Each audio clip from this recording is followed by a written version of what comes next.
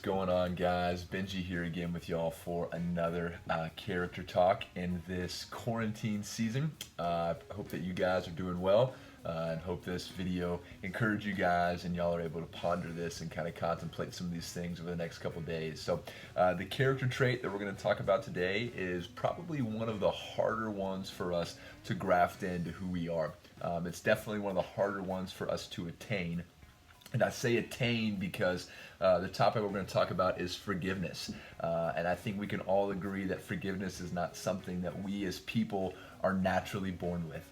You can think about a little kid being on a playground or playing with a friend with some toys, and if you see that little kid have the toy taken from him, or a little kid comes up and hits him, you don't typically see that child just shrug it off and say, that's okay. They probably wanted that toy more than I did, or that's okay. They probably didn't actually mean to hit me. But you'll see those kids typically engage in some kind of frustration and battle to either get the toy back or to seek revenge on whatever was done to them. And so forgiveness is definitely something that has to be strengthened, practiced, and built up within inside of us, because as people we are not naturally forgiving people.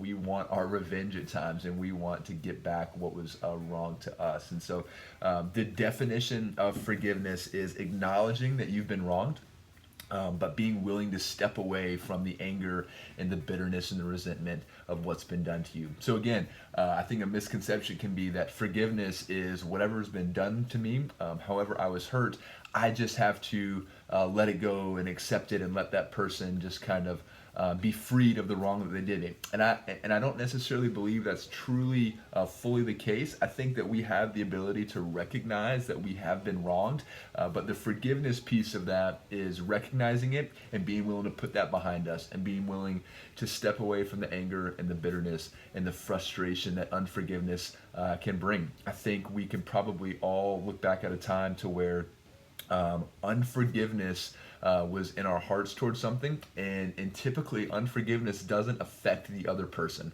If I have a grudge, or if I have something that was done poorly or wrong to me, and I'm mad and frustrated and bitter and have unforgiveness towards that person, typically that person is not walking around each day thinking, why?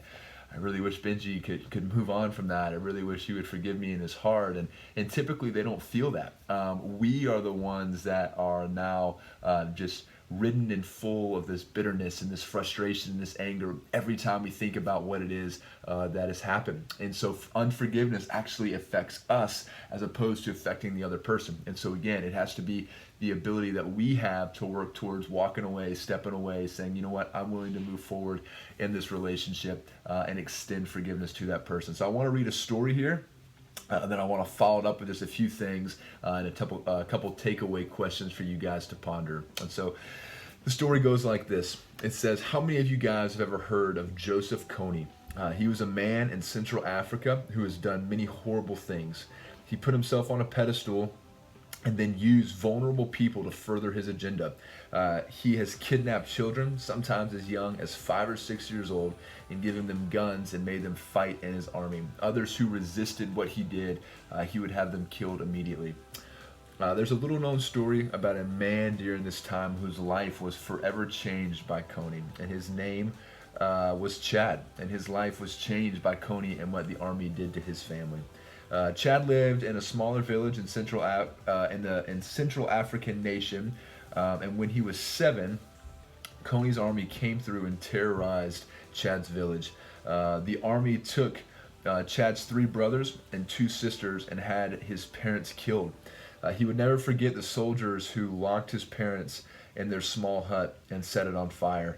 For whatever reason, Chad was left behind, never to see any of his siblings again, and also nothing but memories of his parents. Years later, when the war was over, Kony had fled from the country of Uganda, and things where Chad was from, in the part of his country, got back to about as close to normal as possible.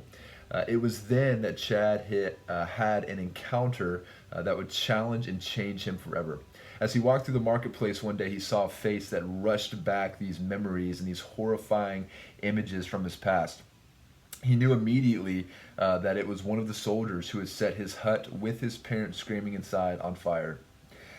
They both froze as their eyes met, excuse me, and the world seemed to stand still. The soldier's eyes swelled with tears as he approached Chad. Chad didn't say much as the man broke down in front of him, telling him how sorry he was, how he would live his life trying to repay for the atrocities that he had done, and ultimately asking for forgiveness for what he had taken away from Chad and so many other people like him. Over the next weeks and months, something changed in Chad. Walls were torn down. Chad learned how to forgive.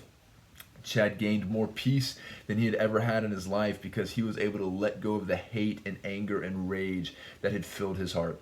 Chad and the man who was once his most hated enemy became best friends. And so right here we have such a practical example and a story of a man who imagine having everything that you love, everything that you care about, your family, your loved ones, your friends, taken from you, stripped away, taken into slavery, even watching somebody that you love and care about killed right in front of you. And years has gone by with this frustration and this anger and this unforgiveness that, as you can imagine, just raged in Chad's heart.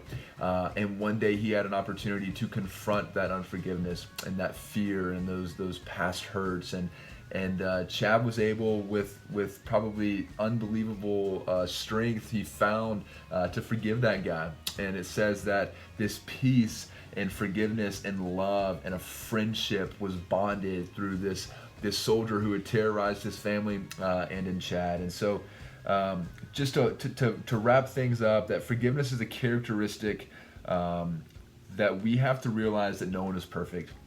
I think that we've all made mistakes, and I think that we can all look back on times to where we have done things to where we've needed forgiveness.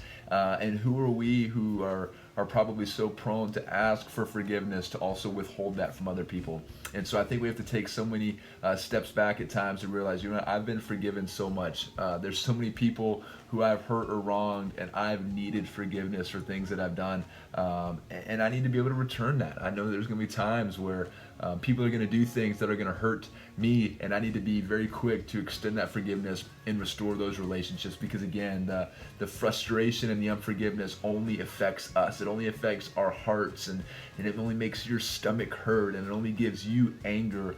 And so being able to recognize I've needed forgiveness in my life, and I'm also willing to extend that and walk away from that anger. And so just some questions to follow up to have you guys think about is, why do we forgive? Why is this important? What about this character trait is so vital for us to understand? And have you ever been sorry that you forgave someone? That's a question that I was pondering a little while ago. I don't think we could ever look back on a time and think, wow, I'm really sorry for the fact that I extended grace to that person. I think we're always so thankful for the restoration relationships, and we don't typically ever or regret forgiveness. And then who in your life do you need to possibly forgive? Who is somebody who has wronged you, who maybe you just need to send a text or a phone call to even right now and just say, you know what, I'm willing to move past that and to forgive you. And who possibly do you need to ask forgiveness from? Who is somebody that you might have wronged, who was maybe hurt by something that you did or something that you said? And right now, again, you can just pick up your phone and try to restore that relationship and ask for forgiveness.